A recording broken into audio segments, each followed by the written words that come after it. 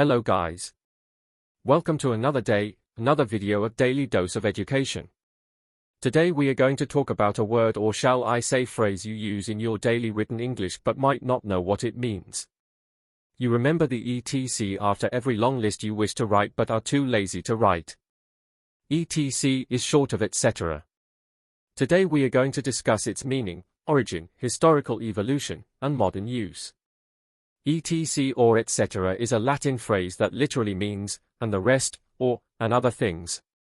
It's used to indicate that a list continues beyond what's been mentioned, that there are additional, similar items that could be included but aren't explicitly named. For example, we bought apples, oranges, bananas, etc., where etc. could mean, and other fruits. Another example could be, bring your notebook, pens, rulers, etc., where etc. could mean, and other similar supplies. So let's talk about its origin. As all Latin phrases are a combination of two different words, etc. is no different.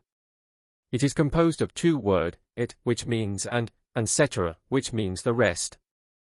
By the way, do you know cetera is the plural of ceteris, which means the other?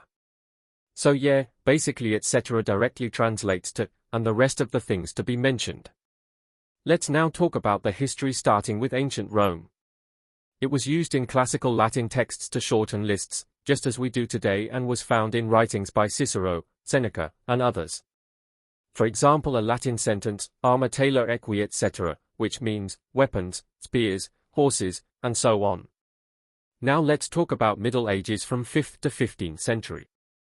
The phrase was preserved through Latin manuscripts and scholarly works, as Latin was the language of learning, religion, and science. Scribes often used &c as an abbreviation, the ampersand representing it. Now to the age of Renaissance from the later 15th to 17th century. As Latin scholars wrote in or translated to English, etc. entered English vocabulary directly, and early English texts used &c rather than etc. For example, in Shakespearean era the sentence would be goods, chattels, lands, &c. Now moving to 18th to 19th century, the modern abbreviation, etc., gradually replaced &c and became standardized in printed English and formal writing.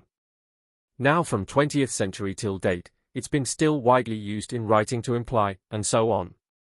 Common in both formal and informal contexts. In speech, people often say, etc., or the shortened, etc., sometimes even humorously exaggerated as, and all that jazz, or, and stuff. Now let's talk about modern use.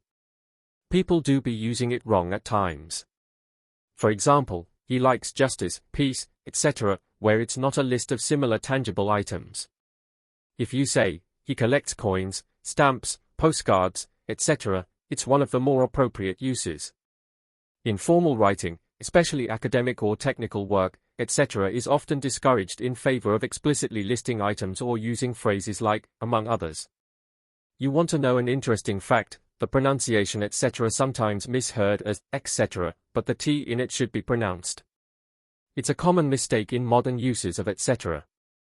Hope you liked the video and found it interesting. Make sure to hit the like button if you liked this video, and share it with more people. You may subscribe to the channel if you want to see more of our channel's upcoming content, and hit the notification bell to get notified when we drop new content. Take care, stay safe, and enjoy the rest of your week. Peace out.